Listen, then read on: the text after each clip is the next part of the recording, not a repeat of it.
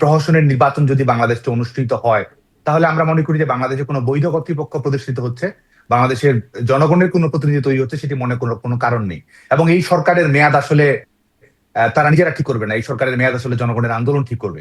অবৈধ যে ক্ষমতার আছে, সেই অবৈধ ক্ষমতা লাইসেন্সটা একটা নবায়ন হচ্ছে আসলে, কারণ এটি যেহেতু কোনো অন্তর্ভুক্তিমূলক এবং জনপ্রতিনিধিত্বমূলক ইলেকশনের মাধ্যমে সেই ফলাফলটি আসছে না।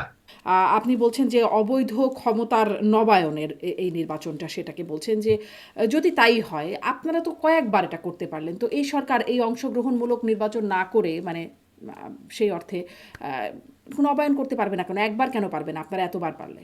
নির্বাচনেই কারো অংশগ্রহণের নিষেধাজ্ঞা ছিল না। বিএনপি সহ অন্যান্য রাজনৈতিক দলগুলো কিন্তু সবসময় নির্বাচনের অংশগ্রহণের সিদ্ধান্তটি সবসময়ই তাদের জন্য উন্মুক্ত ছিল। আইনগত রাজনৈতিক কোনো ধরনের বিধিনিষেধ ছিল না। হুম, হুম। আজকে কিন্তু বাংলাদেশে আওয়ামী লীগকে আপনি আইনগত নিষেধাজ্ঞার মধ্য দিয়ে নিয়ে আসছেন। বাংলাদেশের মানুষের চাওয়া যদি দেখেন, বাংলাদেশের মানুষ একটা ভারসাম্যমূলক রাজনীতি চায়। হুম। মানুষের একটি হচ্ছে যে আপনি আওয়ামী লীগের বিরুদ্ধেও তো আপনার ভোট দেওয়ার অধিকার আছে।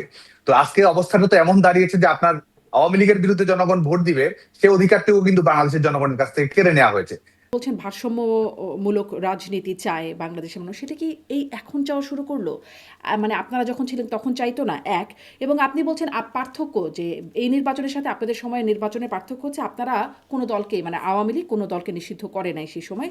ডি ফ্যাক্টো আর ডি জুর বলে একটা ব্যাপার আছে, আইনগতভাবে নিষিদ্ধ করেন নাই, কিন্তু মানে কার্যত বস্তুত তারা আসলে নির্বাচন করেও খুব লাভ হচ্ছিল না। তো একই তো ব্যাপার না, আপনারা আইনগতভাবে না করলেও কার্যত কোনো লাভ হবে না, নির্বাচন করেন নির্বাচন কিন্তু লাভ হবে না, ব্যাপারটা তো এরকমই। সমাধান এটি নয় যে আপনি একতরফা ইলেকশনের দিকে যাবেন। সমাধানটি হচ্ছে যে অন্তর্ভুক্তিমূলক সমস্যা, অন্তর্ভুক্তিমূলক রাজনীতির ব্যবস্থা করাটি হচ্ছে সবচেয়ে জরুরি সমাধান। তার মানে কিন্তু আপনি সমস্যাটাকে পাশ কাটিয়ে সমস্যাটা আরো বাড়াচ্ছেন। নির্বাচনগুলো নিয়ে প্রশ্ন আছে, নির্বাচনগুলোতে কিন্তু বিএনপি অংশগ্রহণও করেছে এবং বিএনপির এই 2018 সালের নির্বাচনে অংশগ্রহণ করা, সেটির একটা দুপুরবেলা তাদের প্রত্যাশাও ছিল যে নির্বাচনে ভালো ফলাফল হবে। এই বাস্তবতাগুলোও কিন্তু আছে। সমাধানের দিকে যাওয়া হচ্ছে না আপনার ভাষ্যমতে, সেটি আপনি বলছিলেন।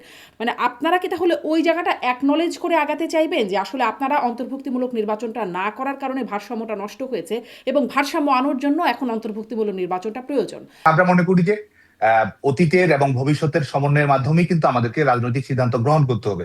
সে কারণে আমাদের একটা নিজস্ব বিবেচনাবোধ, মূল্যায়ন তো অবশ্যই আছে, কিন্তু একই সঙ্গে আমি এটি পরিষ্কারভাবে বলতে চাই যে আওয়ামী লীগ রাজনৈতিক দল হিসেবে এবং আওয়ামী লীগ সরকার হিসেবে তারা আমাদের গণতন্ত্রকে টেকসই করা, প্রাতিষ্ঠানিকীকরণ করা এবং রাজনৈতিক দলগুলো যেন নির্বাচনে অংশগ্রহণ করে সে ব্যাপারে আন্তরিকতার পরিচয় দিয়েছে।